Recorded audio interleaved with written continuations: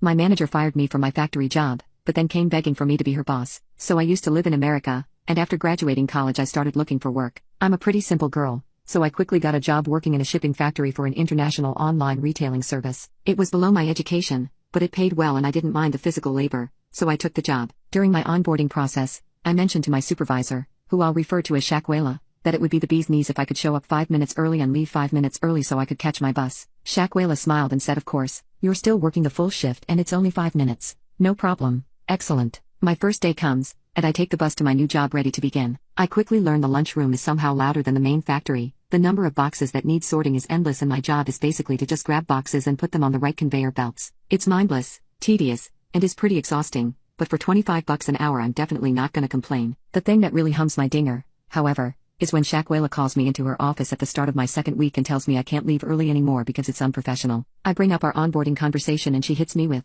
"But is that in your contract?" Touché, Shakwela, touché. I shrug and get back to work, because that's life for ya, but I immediately start looking for other work. By making me stay the extra 5 minutes, Shakwela makes me miss my bus and turns an hour-long trip into a 2-hour trip. This really gets my undies in a knot, because this girl needs her downtime after sorting boxes for 12 hours. About a month later Shakwela goes around firing lots of people because the company wants to save money. Since I've been looking for other jobs, I'm a prime candidate to be let go. She gives me my 2 weeks notice and says I'll never get another factory job because of Shakwela's contacts. As she skips off, I'm not joking, to fire the next poor soul. I start to think that she's probably right. I'm a college girl in a big world, I've got no idea what I'm doing. Among the disgraced is a regional sales manager that speaks fluent Spanish, so he handled most of the communications between our factories and the ones across the southern border. This is more important because now a significant portion of the company's market cannot receive packages, so they need to find someone who knows business and can speak Spanish. But wait, I'm Venezuelan and graduated with a bachelor's degree in business management. Shakwela remembers this also, and now the fun begins. She reaches out and asks me to fill in until they can find a suitable replacement. Come on,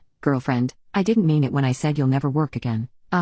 Sure. The vindictive side of me wanted to point out that she had fired me, that I wasn't her friend and that it definitely wasn't in my contract, but the practical side that knew I needed money won out, so I agreed to help. Here's where things get fun. I'm still being paid the same rate from when I was a factory worker, so whenever the friendly Spanish business managers ask for my title, I tell them I worked as a factory grunt. They ask why a lowly factory worker is negotiating with them, and I simply explain that the regional manager was let go and I was filling in until a replacement could be found. It's all true, but it's also a massive red flag, which usually ended up killing any deals I was asked to mediate. Naturally, this sent the higher-ups into a headless chicken spiral, and they kept asking why I was telling their business partners that I was a factory worker. I'd reply that I was a factory worker, I was being paid as a factory worker, and that it wouldn't be in good faith to negotiate with someone who didn't know who I was. They, for some reason, couldn't get someone to fill my position, so after about a week of working as an interim they asked if I wanted to work the job full-time. The position, which I was in no way fully qualified for, came with reduced hours, a hefty pay increase, and best of all, I would get to be Shakwela's immediate supervisor. Being a simple girl in a complicated world,